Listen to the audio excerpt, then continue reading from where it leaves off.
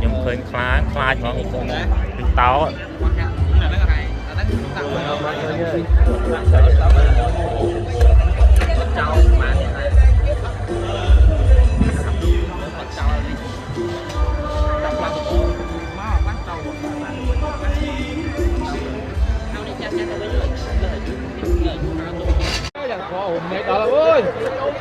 tu mời cái xì ca mang tung nè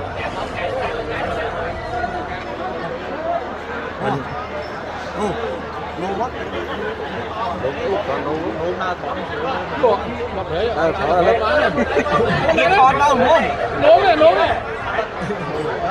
cho chị nó đi nố mà nó